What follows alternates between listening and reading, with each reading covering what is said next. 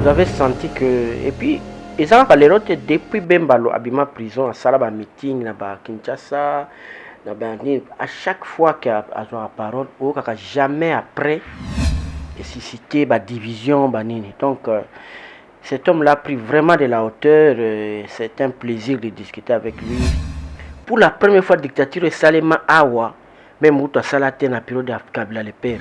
Il a fait lui-même la constitution, décret la constitution que lui-même a fait. Lui-même a nommé les constitutionnalistes. Lui-même a nommé les députés. Hein? Tu sais que de renvoyer dans le village. Vieux Gizenga Fananda connaît, vieux Nobetaba. Oui, moi, vieux ma même libanda porte n'a été. Ici, à qui parlait ici? Nayoki que moi, parce que un état de siège contrôle la pièce d'identité comme obligatoire. Ba fouille ya bandako comme autorisé. Nayoki ki ba comme ko kanga batu ndengwana. Donc ba tout nos langue peu désordre aller bazuyonan. Petit à petit na kasa depuis que koni non bandi. Non ki so ba tuerie mingi te hein. Bati ko distraire so soutien ba pesa nde bango makuki normal. Va valoriser bango. Bozo soutenir, comment on soutenir FARDC. Mais toujours bien que Kenya bazoya, c'est sûrement que les Kenyans là vont toucher plus que va FARDC. Et c'est soutien aux anengeni. Tout à fait bien. Tout ça, lundi le président Kagame na France 24 a cette interview dans le RFI. Bon, azoro ba que va pour parler zali pour y payer. Mais ba fouti dans te ba s'excuser non te. Ils sont jamais excusés hein. Mais Nakatio, Kagame Lobby, il n'a jamais eu un crime en RDC provenant du Rwanda. A insisté, autant là qui Hollande qui intervient. Quelqu'un n'est pas honnête comme ça. Vous bengi allié pourquoi? Depuis ma camboyo, bisous tous dans la partie, tous dans c'est un peu mal à l'aise. Je parle dans d'engeni n'habité parce que ce n'est pas correct.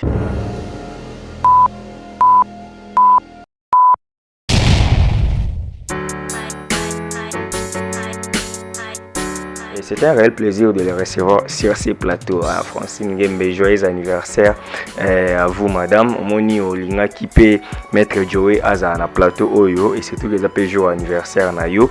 Nabi, salut bien Mkolo chaîne. Bon anniversaire maman, en tout cas chaîne na yo. Yaki toko trop. Ezo kendekaka. C'est très bien. Merci vraiment la confiance pour ça la rangai. Tous en apprenant à soutenir yo. En tout cas. Maman Bouye, voilà. Abonnez-vous gratuitement sur votre chaîne YouTube congodialogue.com. Abonnez-vous gratuitement sur votre chaîne YouTube congodialogue.com. Il y a Congo Dialogue photo solaka congodialogue.com. Balobio nanga photo solo là. Soko ozali congolais ya solo et sengeli otala bobele Congo Dialogue. Donc on a awa émission kitoko ya émission ya culture kitoko pona mboka na biso.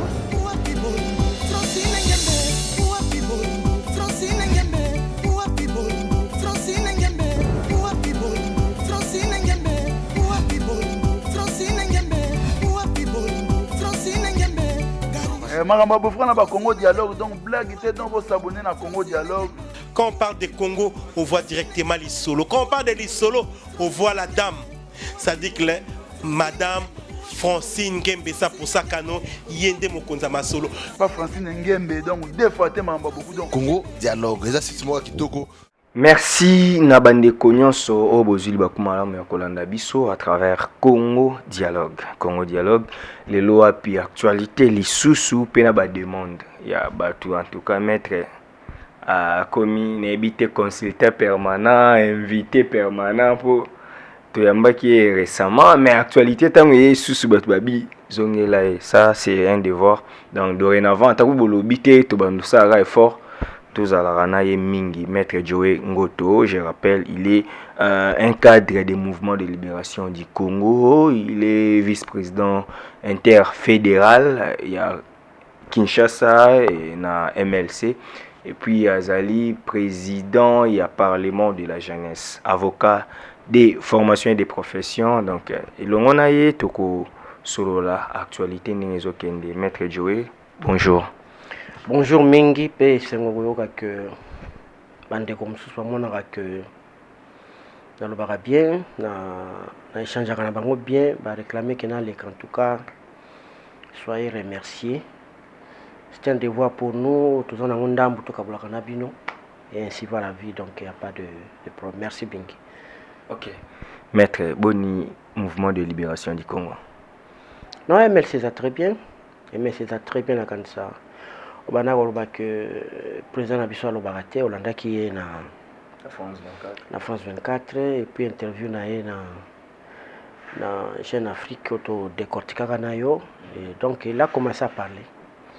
Na France 24 on dirait batebele babetele maboko nenga loba qui vraiment surtout pour la guerre qui ba militaire bazwa charge na bango, mais aussi tant Olanda qui on a suka na wana ba ndenge a expliquer qui on a senti que Azaki vraiment sage et pas confrère wana à éviter toutes sortes de polémiques et sa maturité lelo parce que bazolo babem baza subembo bat baye barate. Mais justement vous avez senti que et puis ils ont parlé depuis Bembalo Abima prison à Salaba meeting na ba Kinshasa na ba à chaque fois qu'il a la parole au jamais après et susciter ba division ba nini. Donc cet homme-là a pris vraiment de la hauteur, c'est un plaisir de discuter avec lui, c'est un plaisir vraiment. Donc la polémique quand il parle, ça concerne l'État, ça concerne la nation et tout le monde se retrouve. Voilà ce qui est Bemba maintenant. C'est pas quelqu'un qui suit à la polémique, lui n'est pas là. Mais tu soupe bien dans leçon pesa tête en alba qui armée et sauver et la solution yemoko à ça l'insurrection armée. Ce sont aussi les dires des gens que nous devons aussi apporter pour boyo kanini bat baolo banasi. Ça l'insurrection armée wapi de 98 na mambo MLC. Non mais ici il y avait un non-état. Bossa 98 c'était quoi ici à Kinshasa? C'est pourquoi les gens disent que Hazard na leçon. C'est d'ailleurs c'est lui la personne indiquée maintenant là. Parce que dans 98, c'était quoi? Suspension d'activité à parti politique. Il y a ONG. Pour la première fois, dictature Salema Awa, même où tu as salaté dans la période de Kabila le père, il a fait lui-même la constitution, décret la constitution que lui-même a fait. Lui-même a nommé les. Ça pourrait être constitutionnaliste. Lui-même a nommé les députés. Hein? Tu sais que de renvoyer dans le village? Vieux Gizenga fan anda connaît vieux no beta ba. Oui, moi via ma même libanda porte na été. Ici à qui parlait ici? Ouazara mi c'est l'intérieur le tout puissant Gaëtan. Afinga sur le peuple ba ignare ici. Et bien yo pour selon nga ki sila ningi nini. Et montasimi mando ki akangio azwi leader no mo katindi na village ya Kokata Bilanga Abexi Gizenga leader tout ça bimate akangi bato munoko. Ça devait y a sini mundo qui fallait que ça ondeni. Donc mundo qui Mais comment? Qui c'est moto Bemba, c'était la personne indiquée et puis na 36 aboy barango. Ndazora mundo qui na période wana. Yangwana. Mais il était tout jeune, il pouvait aussi se lancer dans ses affaires. Et puis Anini Amboka ezaka au-delà. Un homme d'état c'est ça. Ce que l'imboka non famille banin tous les anasima tu es prêt à te sacrifier. Il pouvait le bien bien mais mon qui bon affaire on peut non ça ngwapi. Mboka ezali occupé, mboka ezali a pas la liberté tout ça non ça la faire en deni. N'a pas ça tout le monde chance. Makamone si la démocratie est la constitution c'est que quand tu as voté dans le référendum tout ça et ça les tout le monde doit et les autres ont un résultat. Ba tu bele bazo ça on va faire makambe belé. C'est parce qu'un garçon de 36 avait pris le courage à un moment. Après ça fait. Ce sont pas les marches, bablo qu'on a marche, ville morte, tout tumba pinen de ça makambo. Et des personnes à tumba pinen na période ya musée. Au basa la ndengeni pour beto masasi. Biso beto simba ki yango, to betani na boy mutani bon. Toyokana, tout ça toke na San City. C'était ça. C'était la solution. Et c'est par là qu'ils pensent que armée quand on aussi ça mambo. Mais Moutavia kuma bato basi c'est la nini? Selon yo. Mais bato babi que état d'urgence on peut pas zonga rapport en état de siège mais après bazongi na bango sous-staff bino bozonga normal pour affronter les rappeler. Bon, eloko ngwana il faut ko banga pe ke ezala enlisé ezala nde balobi wana il faut ba kenango tina suka.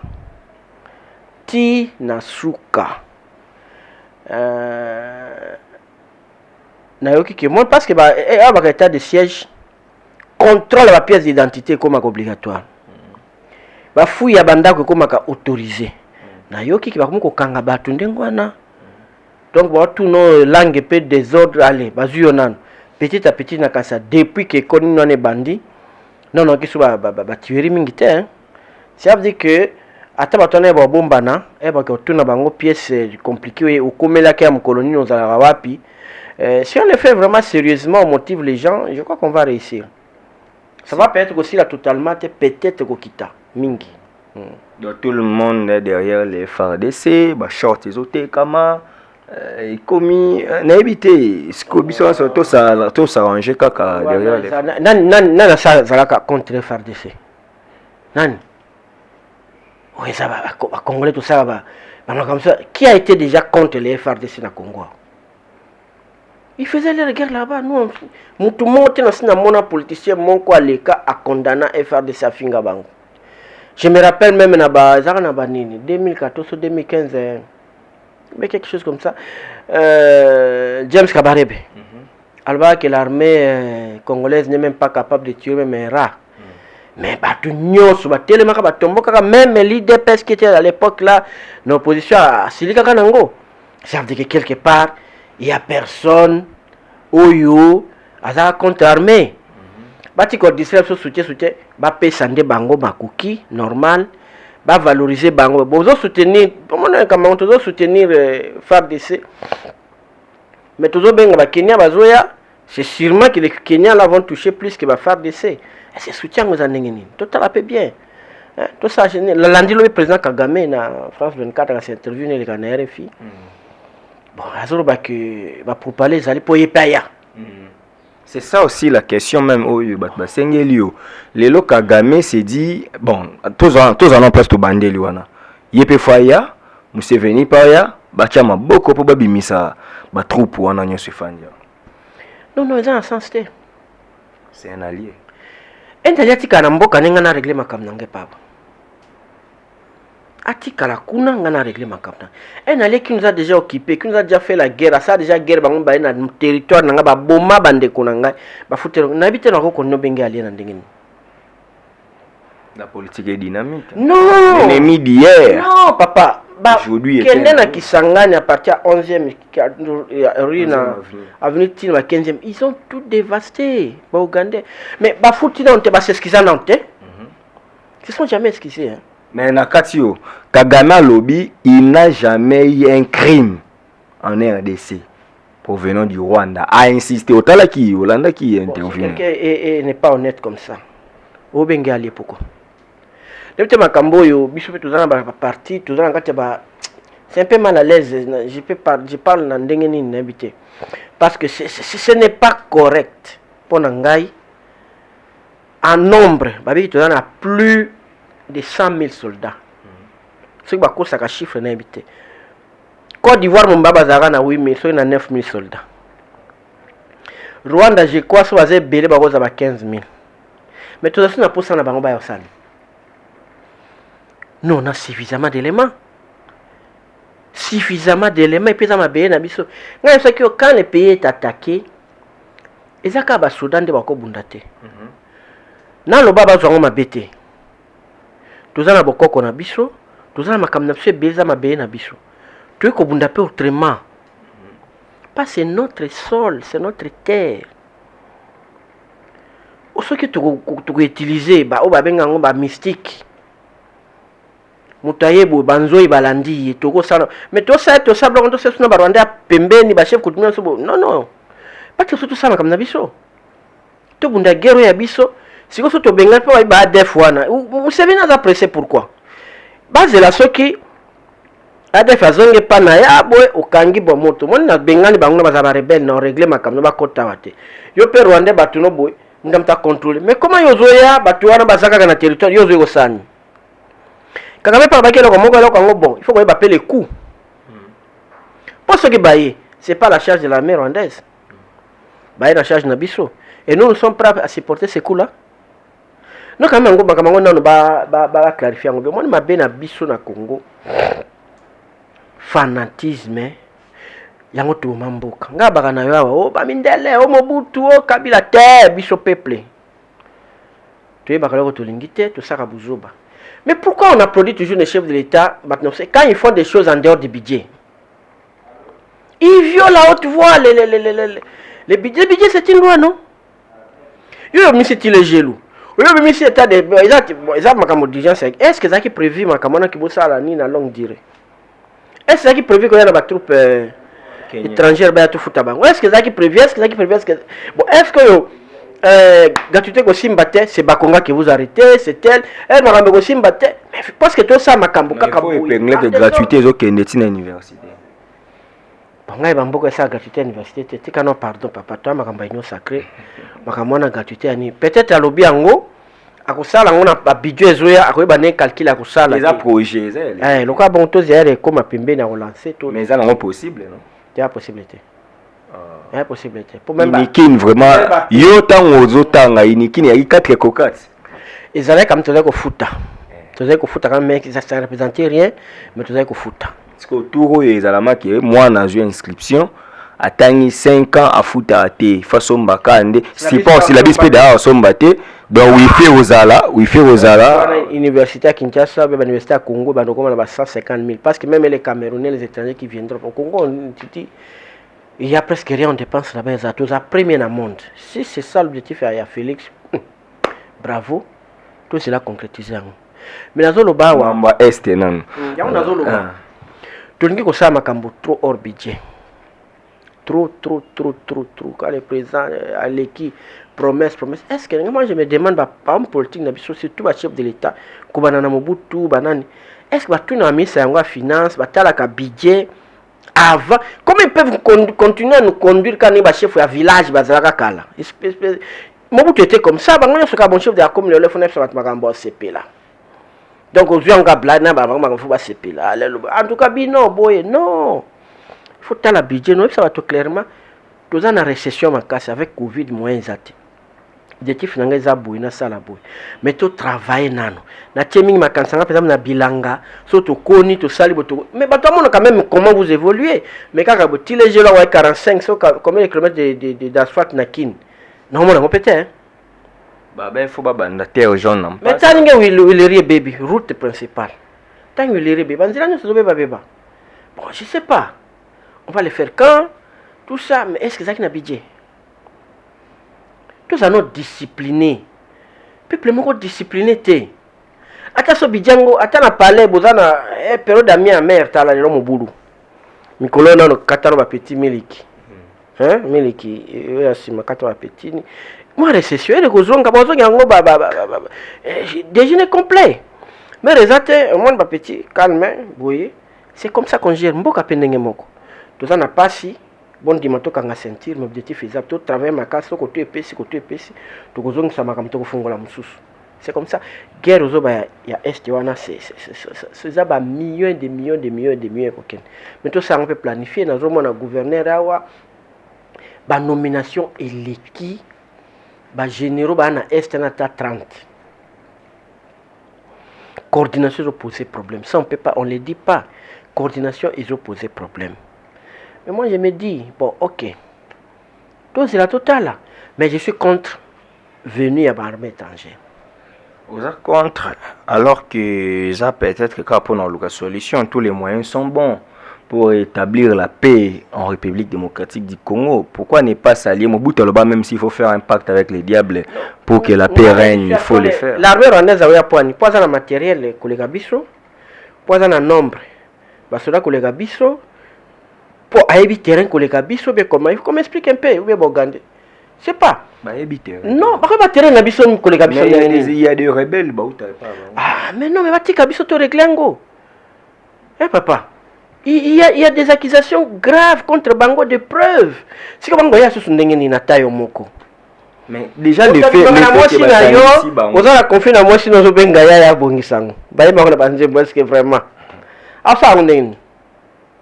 Non. Macron a coûté. Mon a été tête à tête wana Kagame Félix donc c'est-à-dire ya nganga ba non émission le kaki ki makamona photo boya ba conseiller. tout bien conseiller objectif na biso tout bengana ba rebelle wana so bazalaka so zaka ba rebelle na biso to anéantir bango so zaka ba rebelle étranger to bengana bango to silisi makambo to bien no conseil na pesa quand bien mais je me sers toujours de Poutine quand il a voulu que c'est makambo Tchétchénie ayoka bata côté yango bon droit de l'homme awate moto awate moi je frappe makambo est-ce que elle a assisté makambo Tchétchénie ka soit tanga Tchétchénie mais ça existe non mboka ngo zakaka makambo izali mais asilisa ngo nye biso pe to bien no ba conseil Macron dit droit de l'homme pardon donc notre silisi nyonso Rwanda pe na territoire ni pe na territoire bakoya na biso ndenge nini moi je ne comprends rien de tout ça rien et ba olinga kandi bosala ngo na respect à droit international humanitaire moi respect à principe à guerre coupe les têtes là-bas dans droit nini okati mama kingo mo yazo melanine ba image msunga na tala gate j'ai dit bato tina ba image so tina bi pardon épargnez-moi de tout ça nanga ko kaka ngote droit de l'homme ezala rapi on tue pas avec les armes on tirer mais bazo donc ils prennent le temps ya kukata mutu azo ganga kingo na mona moko na image bakati azo ganga bakati nini bon ça les droits de l'homme ne voient pas ah droits de l'homme ça te na guerre ya zulu kabo manga pe na kabo mai na mona kama droits de l'homme awate ne prenez pas ça mal bon ben un jour le type là dit les politiciens moi j'ai dit à un moment s'il faut frapper. Les États-Unis ont fait le Guantanamo, hein. Ils ont balandé tout terre, ils ont fait parce que Nani est aux États-Unis et depuis les attentats des États-Unis. Hein. Ah mais qu'est-ce que vous voulez? Qu'est-ce que vous voulez? Nous tous ils sont là droit de l'homme. La France ici Bataclan banini yawa, il a pris des mesures mais chaque pays a droit mais oui bon moi souveraineté. Mais oui, nous on doit frapper très fort. Pour nous, en tout cas, c'est même na kamoko ezaki bango zakane même ba arme n'est pas les moto on ko bete sili batuatika la kaka. Mais moi je pense que Fachi azoke na d'une manière diplomatique. On le voit plus na politique étrangère azako évoluer. Ce qui est diplomatique fait atika suma kamba état de siège kasi. Il fait ça non diplomatique. Non mais il fait les deux à la fois non. Côté état de siège ça côté accueilli au la na sommet France-Afrique. France-Afrique est prévu depuis quand atika bloc wana asati basura webi so sortir cela na mobiliser pour la guerre. Fait qu'on démobiliser ça va bien. Ils sont dans cet état là qui les laisse partir faire la guerre, chasser tous ces monde. Quand mais ça passe ngana compéneraté là Congo na compéneraté. Au moment où to boto limbo na nena ka wao ils ont tué 9 rebelles. Bakangika ka cette arme a fait so ben finalement kaka bloc wala nde bato bato basaka nini baza na charté ba na lance roquette té mais akaka entre nous ça c'est vraiment c'est manqué non wana pende simbate wana ko simbate l'état aza l'état il doit frapper donc ça le contrôle zo ça la boyebozolo ba comme on ngaro bara comme ezala batina no pembeni bayeba na okoma ka ndenge nini pona kulanda en tout cas il faut makambo esila to mona yi na ba image moko ba nyamulenge ya diaspora lobi pe ba marchaki ba bisi Félix Tshisekedi chef de l'état tolingi susu bitumba na mboka na biso te ba rebelle bazoboma biso ba nyamulenge ya ba bi bango ba congolais balingi ba sécuriser pe bango parce que na est wana ça ba autorité même bango pe bazo subir donc aujourd'hui les nyamulenge qui sont des congolais bon na Congo faut te baka to ça conséquent yo na compena biso te soko boye makambo boyango mais tondima déjà ki baza ba congolais na Sun City tondima déjà ki moko ya communauté yango comme vice président tondima déjà ça l'intérêt mais quand Bemba Kabilete parti aux élections. Non, observe qu'il y a nani il y a Jean-Paul D. En 2005. Je crois nani yo papa yo nani Zaidi pas Zalaka mais celui qui a fait l'intérim il y a 2 jours wana c'était Roubero. C'était le chef de l'état des Congolais. Normalement on a accepté des choses. Tous à la conséquence bande konangai. Biso moko tondima ngo baza ba Congolais. Président de la République actuelle, à l'Obango Dio qui est baza bande kona. Mais il y a Salbia Sara Siri Bango. Mais pourquoi ils ne peuvent pas réclamer? C'est la toute logique. Moi, je ne sais pas que Banyamuleng Mabelante. Non. c'est facile à connaître bango. Ils sont combien? Et puis Nyamulenge na frontière ya Rwanda c'est 300 km, non? Nga l'état, nga chef de l'état, qu'est-ce que j'ai fait? OK. Il y a des territoires à Batete là, Izali. OK. On va construire une grande université là-bas avec des hommes. Université anti faculté Belé, Pataro Taba Congo central Bakoya. On construit ba putain minen avec mixage wana. Après 20 ans. Ba comment minoriser. Mais je te dis ah nakin, mboka bateke umbut. Bale ba comme Belé. Mais c'est avec le temps. Bele botata kaka na nenga présent. Non non, dans le temps. Na bango so like bayaki na boule. Que bakolekela bato wana bakolemba. Parce que quand tu as construit une université, il y a 20 000 étudiants, il faut des hommes, il faut makambe belé, bakoya avec ba mixage wana bako comme minoritaire, comme mina ba rwandophone. Na territoire on a 30%, les autres là 70%. Et si quand on fait les votes, celui qui sort maire Kunobe Bugunani, il faut voir dans la longueur parce que ça va faire tuer beaucoup de gens. Tobana Oganga Makamamo depuis Kala. Ça c'est. En tout cas, il y a des conséquences. Surtout, il y a des Kala qui va être congolais. Mais il y a une logique. Mais mon conseil, c'est qu'il y a congolais. Et c'est tout, vous avez une sacrée. Bah, ça paye. Bon. Une sacrée, c'est nini? Mais oui, non.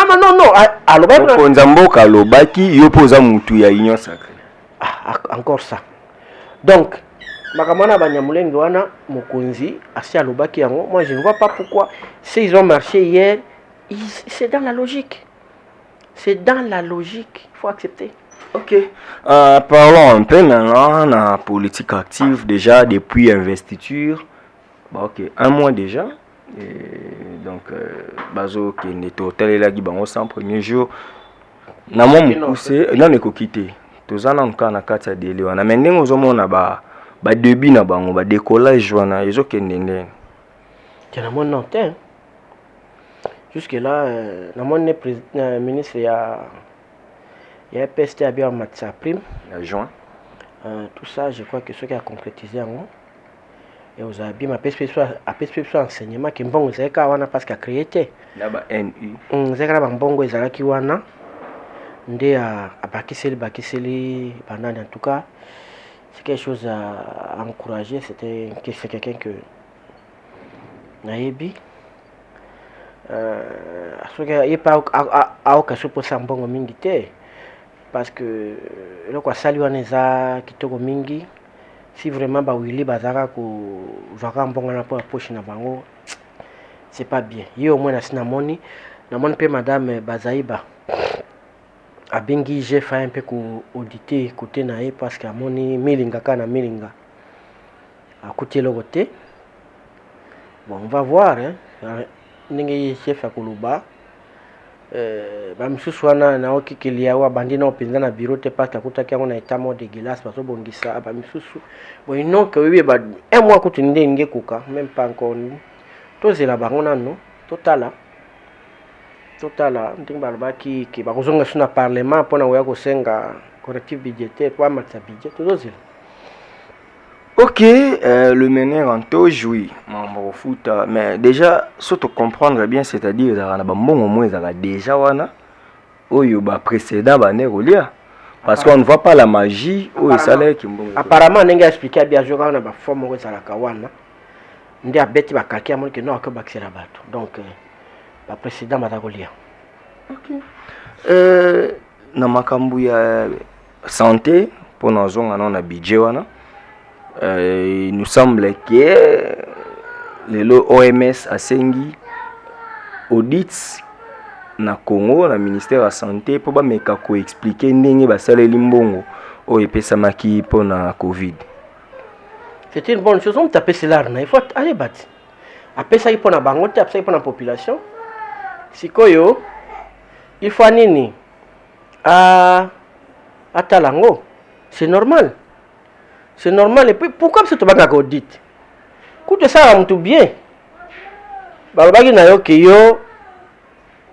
Parce que bon, bah quoi gérer et auditer yo. Bah moni que ça li bien.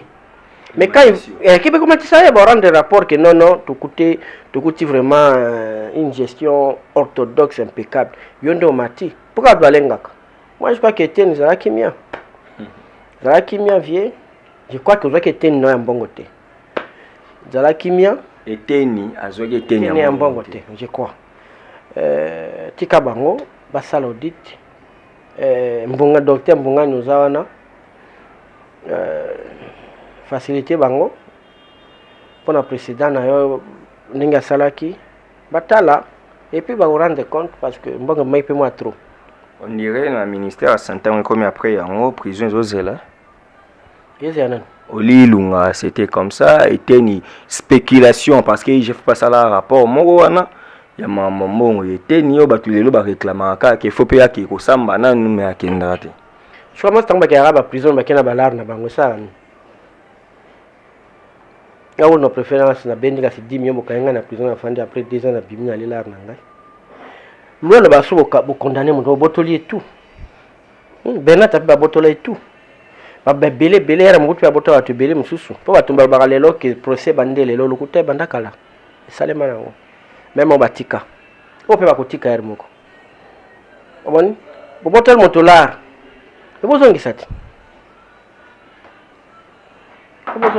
Donc, en fait, on comprend les lots, Maître Joey, tous un problème mon coup. Tous un problème mon les lots.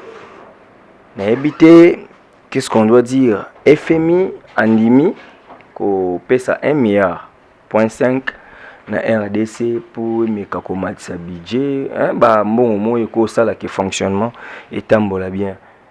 Est-ce que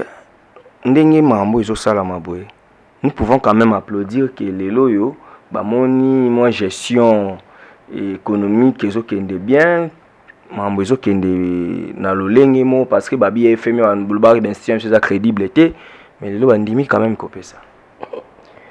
Yo c'est pas maintenant de c'est en foot, hein? En foot on paye cher, plus que azui, qu'on soit nyongwane za et ça allons bien te. Peut-être que la situation est tellement catastrophique que si on a payé bon côté, on va aller au Panzana. Alors malgré que ni na bino topé ça quand même parce que sinon ça me bout. Problème c'est affectation bon ngore koya. Et tango koya. Parce que kaka to zoaka 85% bon ko trapo no futa ka batu pour la institution ça sert à quoi? Ça sert à quoi? Si on va orienter dans le développement, ça c'est bien. Mais c'est là que il faut président ça sert à dépassement, primature à dépassement, ministère, mission, parlementaire qu'on a créé, soins de santé à l'Ibanda à l'Okuta, nini kaka bangonde bolo comme bon on a nyonso. Ça ne servira à rien. Ok. Ça ne servira à rien. La loi Noël Chani, aux une proposition, babi ça fait peur. Et ça objet à fissure dans l'union sacrée. Aux juristes, ou éclaircir nos bisous. Noël Chani propose que pour être candidat président de la République, il faut être congolais de père et de mère. C'est ce que dit la Constitution ou il faut encore amender certaines choses. La Constitution dit que la nationalité congolaise est belée par la naissance, par l'adoption, par la naturalisation, tout ça. Bon, nous avons vu par la naissance, papa né à congolais, le papa maman, soit maman congolaise, à qui peut ça soit kaka manine bo à Roswango. Donc quelqu'un, pour n'avoir cité Moïse, maman n'est congolaise, papa n'est nani, il est congolais. Il est congolais peut être candidat. Pourquoi faut-il qu'il faut des pères et des mères? Nous sommes à la banane. Tchani a motivé à mon inazo ebate, a motivé à nini? Motivation. Policier a bête battement ça c'est votre bon on a bouton ça les pères de mères congolais. Ça c'est un faux débat papa. Va dans les hôpitaux, mutazo bwa pesa motokisi, autika mona kufi ona maboko. C'est pas des pères et des mères. Willy Bakonga qui a détourné pour la banne. C'est pas des pères et des mères. Mais c'est quoi cette logique? Il est professeur, il dit professeur, mais quand même papa ngopé bazalana non, c'est pas. Ça n'a pas de sens, makamana lelo yo. Ngana utake game na keti ba kula la mboka wana. Ozomona kati ya zamba mindele MSF. Bino bozate leta azate bango batu babana bino batonga. Bakabla watu wa mustikel kuna na zamba bino leta na bino azate. Meye mundela tiki confort ne kuna zo sala ngo azana père de mère yao. Mais quoi c'est quoi cette logique? Qui souffre les Congolais? Ce sont pas les enfants de père et de mère. Ah papa. Tika bloc wana. Yekutu so bazo viser Moïse kutu. Les lobbies sont martyrs bakangi. Mes fils wana de pas de père congolais mais de mère congolaise. Et wana tungi stade ni mazembelo pare ke obeta kuna. Mokoboya de père vraiment entre nous. Il peut tout faire sauf que président de la République. Mais pourquoi pas? Pourquoi pas? Lui là colosso qui a zoro bana de père et de mère. Moi si ne moka les gagi na nini. Ne pas pero ruara. Moi si na ye. Pas botana ya lepse makambo ya sala ka lui la toi la chani tie de père et de mère. Vous souffrir cher na moi si na yo pe de père et de mère pe kasai de père et de mère. Vous souffrir yi. Au moni ngote. Ah, il va appeler si on va journaliste mbongo mbo bébé c'est réputation. Est-ce que c'est faux?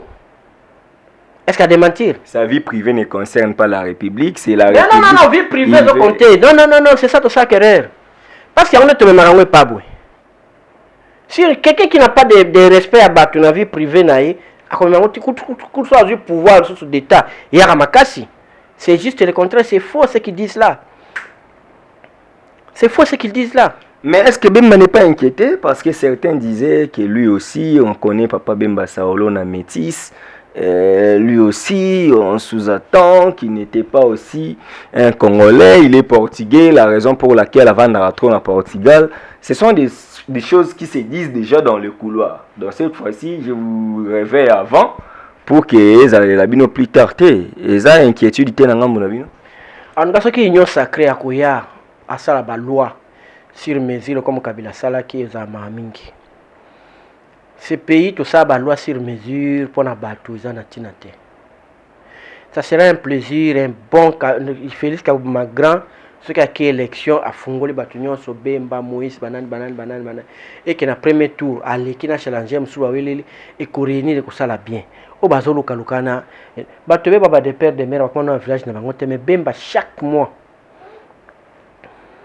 Akende que non seulement na Gemeneza Santa Kenetina bakara wana village Bemba fait des villages même des vies à bateau wana na Zamba wana Moïse azap mikora sana Kambove za village na bango aza kuna ila construit il est là ye tchani village na sake kuna to bato mususu wana village na bango bazaka banani même école batonga te loko te bazaki ba charismatique ya mboko oyo bakambebele. Est-ce que ça change aux Congolais de période de mai, on change la nationalité?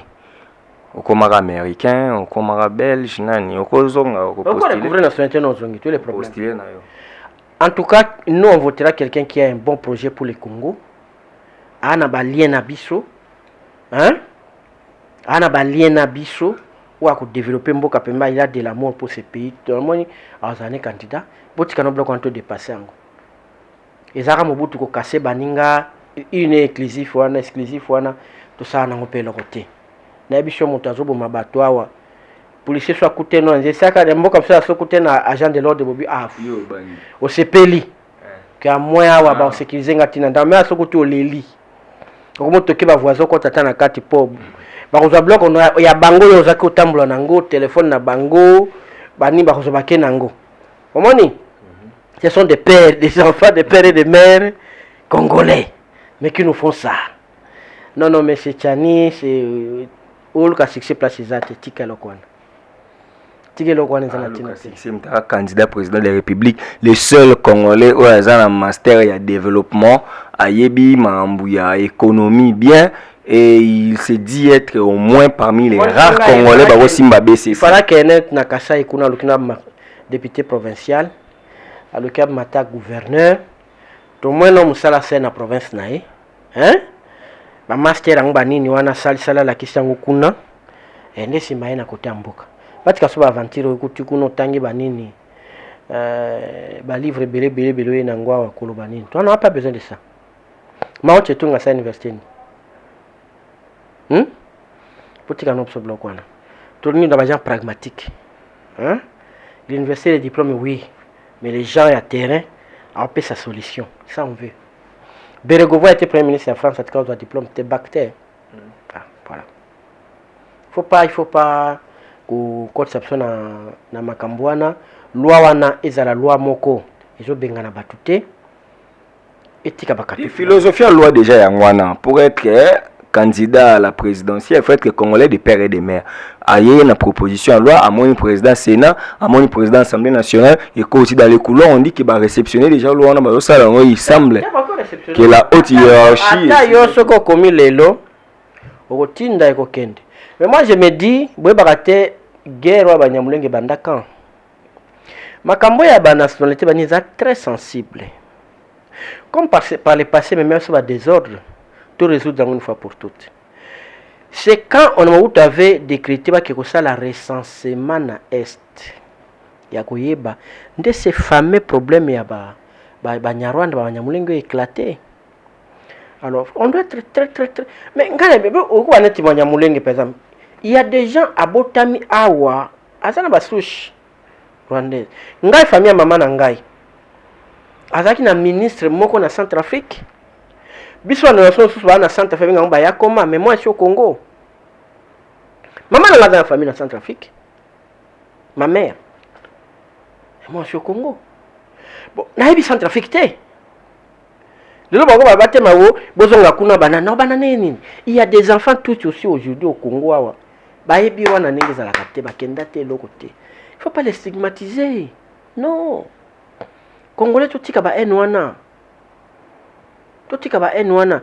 Quelqu'un qui peut bien faire son travail, tout ça. Bande ko pe ya ba tout wana, bout za la pe attaché ndembingi na Congo. Mais puis nous avons attaché trop na Rwanda. Yang wana pe moni batu baduta ba baduta na bino mingi. Mais so pesa mi pesi awa bien. Ngana sans trafic, nana lia mo na bango. Bien que bande ngana nga baza kuna misusu mais aucun lien. Non qui jamais pour commis jamais na mutu na ngata un jour na se réfugier kuna non et quand même pas. Bino pe boza ndengwana. Restez congolais. C'est tout. OK. Nous sommes arrivés à la fin de cette émission. Vous avez compris, en tout cas, si j'ai ma nationalité pour être candidat, Mambouya état de siège. On en a tellement parlé et on en parlera toujours parce qu'actualité, Ezaka a obligé Bissoyango Lelo. On comprend que Lelo, mais Félix Antoine Tshisekedi Tshilombo, c'est une dernière question. Na Okatanga, il pense que bato bazo lingate makambu ya basodana e simba mambu ya bakolongo la barebel baza bandoki pambate balingi mboka te. Pourquoi ba congolais tokoza bandoki tina niveau? Bon, ngai là on a reproché un peu par le président de la République et que Azako s'adressait toujours en masse comme chef à parti politique. Et puis, à parti politique et opposition, c'est pas bon. Il ne faut pas soigner côté Wana. Il est le chef de l'État, c'est au-dessus de la mêlée. Azaya, Bata FCC, Bata Lamuka, Bata Parti Société Civile.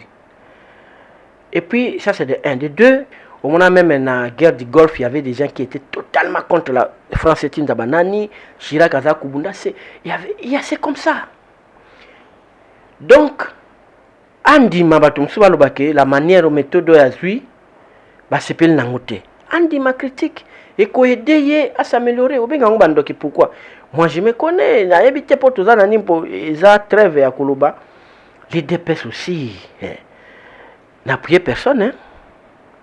N'a pas démarche nyonso. Ngana biso que le Tshisekedi le père lui c'était la négation de tout. Ce qui venait du pouvoir. C'est pas aujourd'hui qu'on va me dire, il n'a pas connu bien à sa déclaration qui soutenait à ça la montée. Mais quand les autres aussi peuvent, ils vont imiter, pour avoir un modèle. Mais pourquoi pas moi en Ayaboya? Mais non. Mais pas modèle, ce que vous avez imiter. Alors est-ce qu'il y a un pour l'année? C'est logique. Parce que vu que les vient à ceux qui m'ont à lobby, pouvoir et lobby, après 10 minutes, à ça qui n'attendait à quoi? analyser tes bengi micro, je rejette. En bloc. Et c'était comme ça, sa tactique. C'était comme ça. Et d'ailleurs, quand Mobutu Benga est sorcier, c'était la démocratie, c'était son opinion. Babengi les sphinx, babengi bantuabi père de la démocratie, babengi. Bon, il y a certaines personnes qui ont vraiment cru à lui. Bon, babito ça peu opposition comme les vieux, c'est ce qu'il faisait. Est-ce que vous pourrez, à un modèle, ce que vous faisiez aux autres, bon ça, bien accepté non? Pourquoi benga bango bandoki? Et puis, aux an idée à union sacrée, il faut pas séparer. Donc côté wana na kansana kati union sacrée to lango fait un peu présent dosé côté na kolinga ko kabola bato bandoki banini parce que disons un peu entre nous arme ngo pe belé zo kende kuna ba swebe saka ba arme pe kabila somba kiti banini wana ba soldats belé on forme pas les soldats maintenant ils ba soldats pe ya format qui donc on peut pas dire quand même pe ya soso au moins les locaux na si sa parwana il y a Kolobaka que l'autre là fait rien. Steve n'a pas été fait Ndangai. Et Boma Congo Mabé. Il n'y a personne qui n'a jamais rien fait. Quelqu'un fait toujours quelque chose, peut-être qu'il n'a pas fait assez compte tenu à moyen à Zouaki. Est-ce que vous avez dit? On a l'autre qui a fait rien à Ndengue Nini. Aux autres, on a parlé du peuple. Parler du peuple. Les Agazamba, wana. Ozolo banakati ndako ya tongi ka salarié. Est-ce que c'est normal? OK, moi nous l'équipe maréchal. Et ozolo que neni ou l'équipe maréchal, Mobutu n'a rien fait dans ce pays. Qui n'a pas inga. OK, normalement dans Singapour Mobutu non, peut-être Mobutu n'a rien fait, n'a pas fait assez. Vous comprenez? Bon, Kabila aye. On est kana bouleva ba fungo ba meuble, ba to ko futa ba na banque. Fonctionnaire comme la banque, moi je connais qu'il n'a rien fait. Non! Ça veut dire que Salaka, mais Salaka a cété. Tout le monde reconnaît que Mobutu a été na unité, à Saïbo. En tout cas, il faut garder la noix à Salaki, na Bakissa. Kabila Yaka Salibo, c'était pas assez. C'est là. Mais ce qu'il y a en tout cas 18 ans, ils n'ont rien fait. C'est là. Donc, Yondo et Kobanda. Parce que Bamba Yaki peut 32 ans, Mobutu a fait rien. Ouais, 18 ans, donc 50 ans, tout ça, le Congo a immeuble tellement quitté. Les gens ingénieurs sont manaïsta, mon n'a tonga ista. IBTP, ingénieur soit bimao. Mon n'a tonga, c'est Mobutu non? Alors, comment on veut dire ça? Mon tu peux aller à ingénieur, Mobutu n'a rien fait pour ce pays. Yo, ingénieur, yo, tangi, nana tonga. Tout ça, honnête. Il ne faut pas parler pour faire plaire aux gens, c'est malhonnête. Moi, je ne ferai pas cette politique-là. Je sais, notre risque, Félix Azui a gratuité, ils ont la conscience, lui risque. On doit continuer ça. Ce qui passe ici, guerre et lobby, c'est un risque à lui et Sili. En tout cas, Félix, n'a mandat à réussir, côté à gratuité, mais côté social à réussir, que nous sommes basés sur le côté qui m'a côté, na gratuité, et le pays va. Mais Mobutu n'a rien fait. Vous en avez parlé de Mobutu. Kabila n'a rien fait. Kabila n'a rien fait. Vous avez non, quand même. Matata n'a rien fait, mais vous en avez même l'intelligent. Vous en avez même l'intelligent, Matata n'a rien fait. Il n'est pas fondé, chef. Ah. Wana. C'est ça, c'est une preuve. C'est une tactique pour l'avocat de Pessarat. Dans un cas défensif, il n'y a pas le cas de se défendre. Bon. Tu es au bon. Règlement amiable. Mais on a un l'état règlement amiable aux arrêtés. Tout à l'heure, est-ce que ça lever immunité naï? Et baboyagi. Voyons. Donc, il y a un Congolais tous à la honnête. Tout ce qu'on dit, tout le monde a dit. Et puis, ça, c'est encore 600, après 102 minutes. Qu'on déifie à Kabato. Apparemment, pour nos amis de l'IDPS, Fatia les 4 à Jésus. Jésus va critiquer la taille, mais Fatia comme Kate. Mais avec ça, il est déjà parfait. Mais tout ça, il faut y aller tout le monde à Wapi. Au moins, il faut les soutenir à 100%. C'est un fils digne de la République. Français ou Anaya, il faut les soutenir. Aza Congolais. nous soutenons l'État. Yazali, président Yabiso Nyonso, mais ici d'un parti. Moi, je suis de notre parti. Donc, soutenir l'action de relever l'État. Il faut tout ça qu'à part des choses. Kolobake, nous soutenons, c'est pas mes reproches, Basali, président Nangana, ni interview à Sali na. Atani Komba Fachi. Ah! Mais bien pas parler l'État, non? C'est ce que nous devons faire. Atani Komba Moïse quand même. Alors, il y a Moïse Bayaki. C'est tout là où il a cité Moïse, non? Attends, Souapi. A Bengaki Bissongana Moïse, certains leaders comme Moïse, nous sommes venus. Et s'il était. Mais, quand on dit qu'il faut soutenir les actions des chefs de l'État, c'est qui a ma belle soutenir le caca. Entre nous. Quand le président vient et divise, Bando, Kibané, on soutenir dans l'hôtel. C'est parce qu'au moment de Kabila, vous ne parlez pas. Et puis, si vous avez état des droits, il dépasse les lobes, comme on peut. Dans la salle de guerre, je ne parlais pas. Je ne parlais pas dans le village. Je ne parlais pas bana nanga bakufi bamususu kuti sepiltil bazwa tête kundaka bango boy papa c'est poste le kilo de la marche et MLC c'est pénible bakufa na nzela ka bakunda bango bongo eleka po yozwa liberté lelo il dépêche à voter constitution à voter biso ne tout ça alors yo nando boya makambo yo nando sala pacte otika makambo ya ba inyosa kulu kyanga problème na msala Roko sangara kuna ngazara ngai nini donc soutien na wolobaka botika websa biso il faut soutenir tous en un père parti étaté Félix alors la majorité menene union sacrée solo il faut soutenir l'union sacrée bato union sacrée biso tous ne forcez pas les gens ya nini. Non, on va te dire que quand tu as fait Tshisekedi na chaîne à TV, c'est pas votre ami, tout ça. Mais Tshisekedi n'a jamais appelé Kabila président. Jamais. Ben, imagine que Félix a benga Kabila président. Et là, il était poli. Quand les autres disent, c'est mal poli, mais c'est quoi ces réactions? Merci. Merci beaucoup. Ok. Il faut le comprendre, c'est un frondeur, donc il est tellement libre et penseur. Frondeur, frondeur. Libre penseur, c'est mieux. Libre penseur. Pour...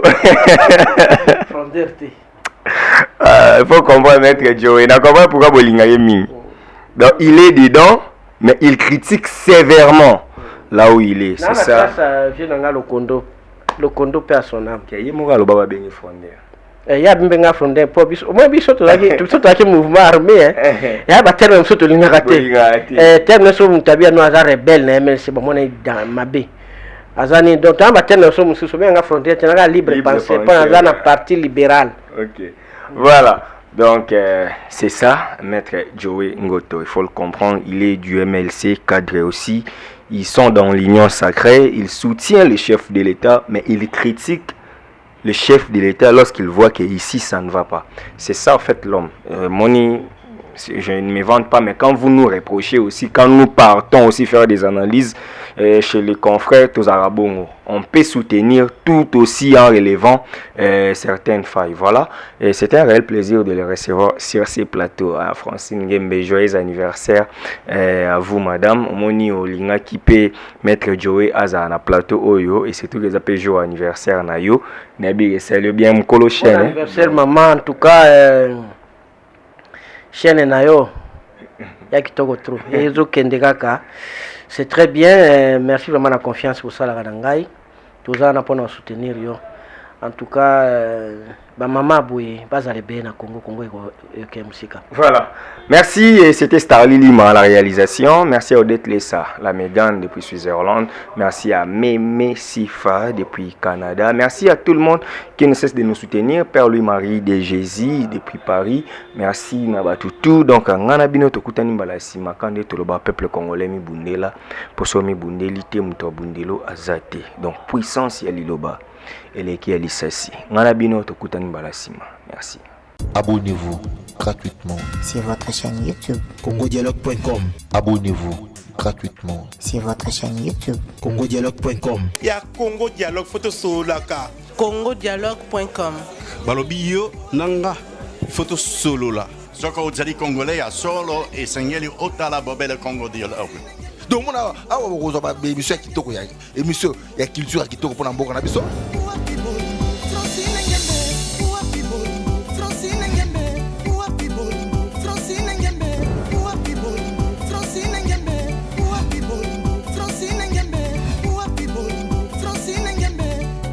makambo bofra na ba Congo Dialogue donc blague était donc vos s'abonner na Congo Dialogue.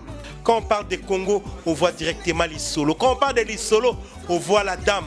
Ça dit que Madame Francine Ngembe, ça pour ça canon, yende mokonza masolo. Pas Francine Ngembe donc deux fois te mamba beaucoup donc Congo Dialogue. Les assistants kitoko